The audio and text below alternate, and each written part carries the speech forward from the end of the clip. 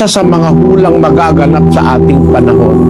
Sa ikalawang Timoteo 3:1, ito po ang sabi ng kasulatan.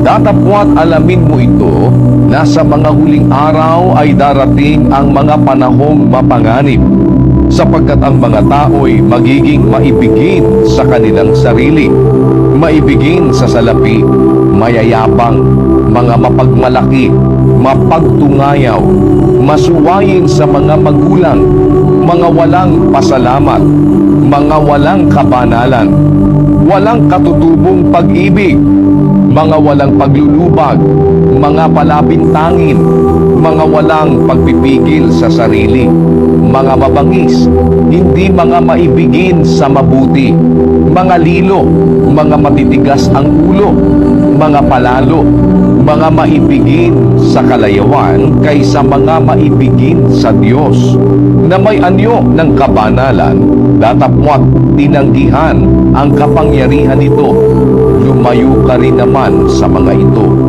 Kita nyo ang tagubilin ng Diyos sa atin, mga kapatid.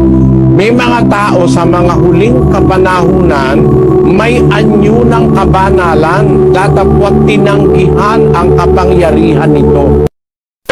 Ngayong nakasumpong ka ng mabuti, huwag kang magpatumpik-tumpik, huwag kang magpa-delay-delay, huwag kang magpabukas-bukas. Pagkakasumpong mo ng mabuti, gawin mo agad.